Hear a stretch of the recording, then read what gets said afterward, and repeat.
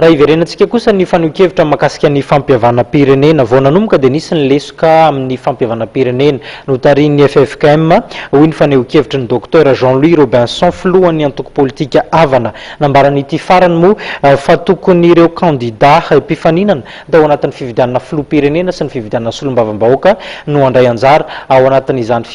fampihavanam-pirenena karakarain'ny FFKM izany. Mihisatra ary tsy mandeha ny fampihavanam-pirenena tarihan'ny FFKM amin'izao fotoana izao araka ny fijerin'ny docteur Jean-Louis Robinson filohan'ny antoko politika havana.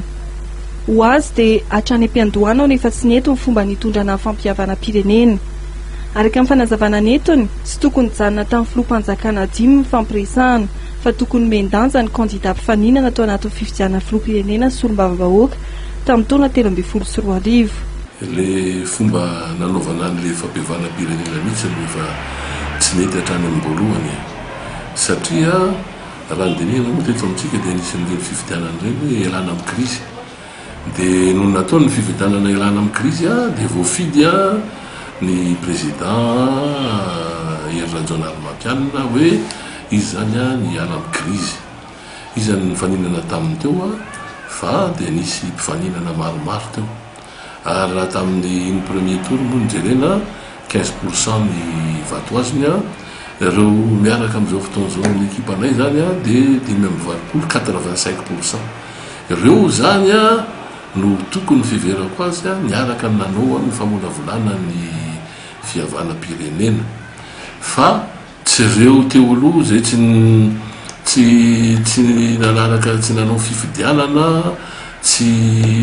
mety nisy nanoana moa fa tsy nanaraka an'le fifidianana indray no lasa vorina miaraka amin'ireo atoko fivavahana efatra ny FFKM zany dia hoe hanao fampihavanam-pirenena adiny zany ny 5.valopolo isan-jato ny vahoaka ny mifidy an'ireo le afo ireo satria 5.20 isan-jato ka tokony tamin'ireo zany no natao ny fihavanam-pirenena dia nasaina natao mpanolotra-kevitra fotsiny ny ireo filoha teo aloha.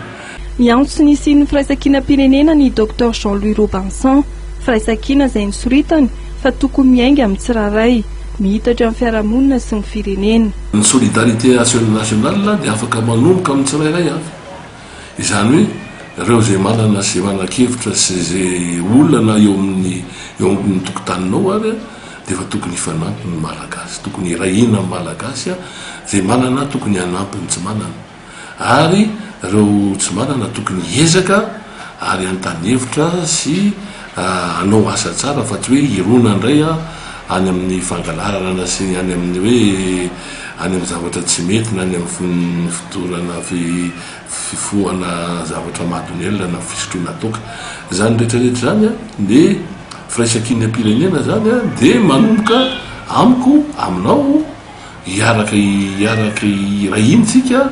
mba hanavitra andreo vahoaka tena zay be dia be amin'izao fotoana izao nefa tsy mihinan-kanina ary be dia be ny kerena any atsimo na eraka Madagasikara zany zavatra zany ka dia rehefa avy eo zay firaisankina-pirenena zay zany iarahana dia atao resaka programa nasa mihitsy hoe inona avy zany ohatrany raha am'rahina le tsika dia ho azo ny fampandrosoana ao anatin'ny programme national de développement koa zany tokony misy firaisankina-pirenena. Momba ny fifidianana be ny tanàna sy mpanolotsaina dia nilaza ny docteur Jean-Louis Robinson fandray anjara feno amin'izany ny antoko havana.